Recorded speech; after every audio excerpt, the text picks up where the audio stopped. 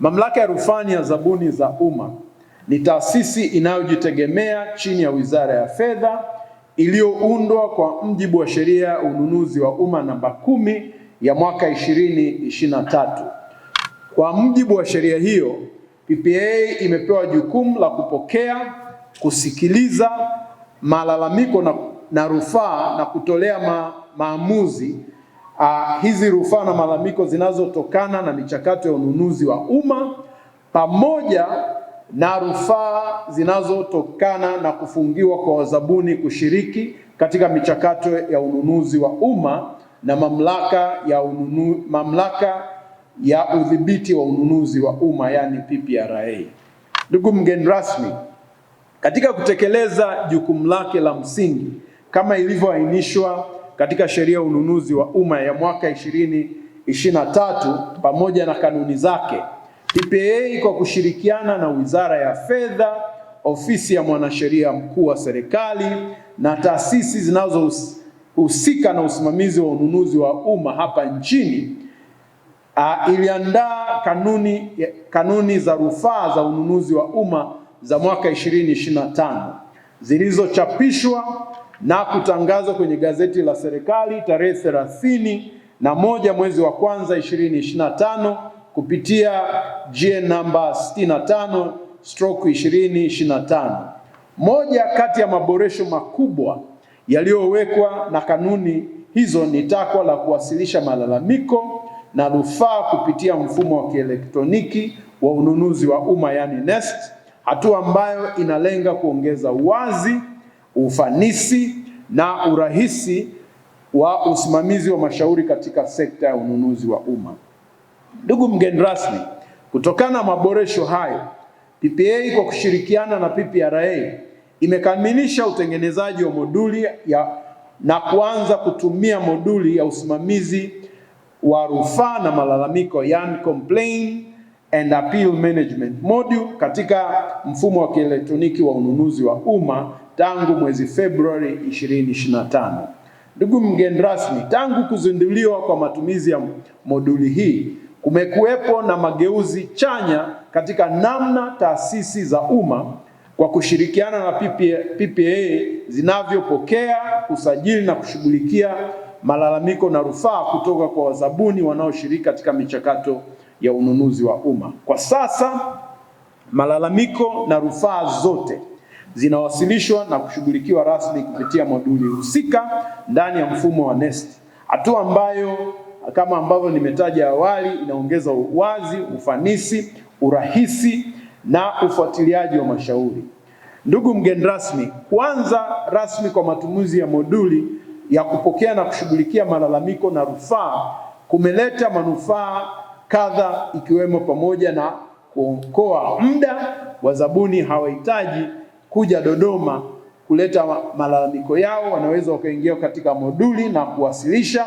Imepunguza gharama ya wao kusafiri kuja Dodoma na kukaa wakati wakisubiri mashauri yasajiliwe.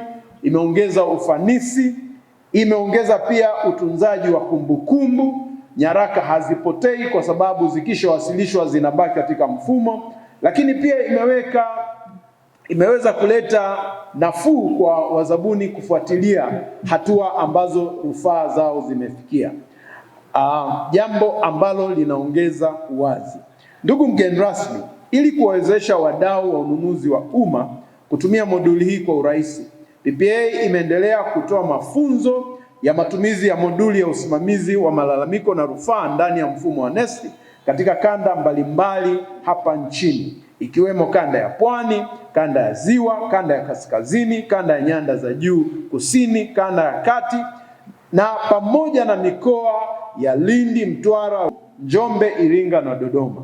Ndugu mgeni rasmi, kupitia mafunzo haya ya matumizi ya moduli katika mwaka wa fedha 2025-2026, PPAA imefanikiwa kutoa elimu kwa jumla ya wazabuni 1296 na watumishi wa idara au vitengo vya ununuzi na sheria wapatao 705.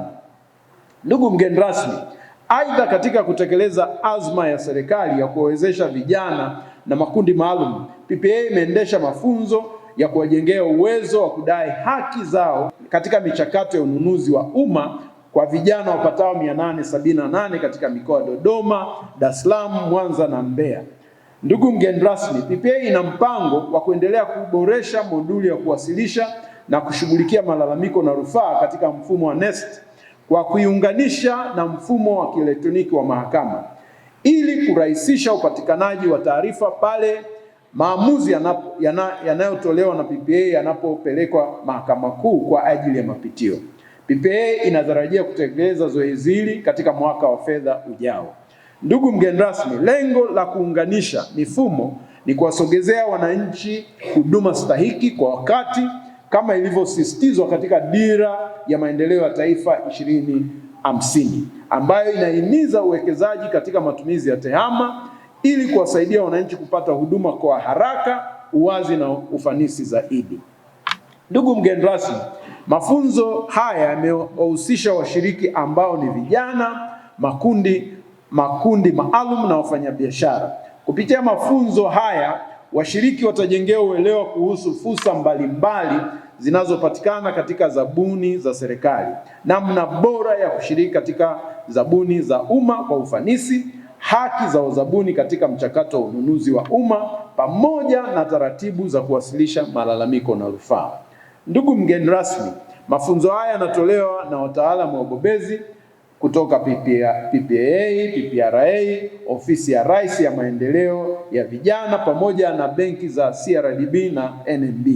Tunaamini kuwa kufikia mwisho wa siku hii ya leo, washiriki watakuwa wamepata elimu ya msingi na vitendo itakayowezesha kuboresha utendaji wao na kuchangamkia ipasavyo fursa zilizopo katika zabuni za umma.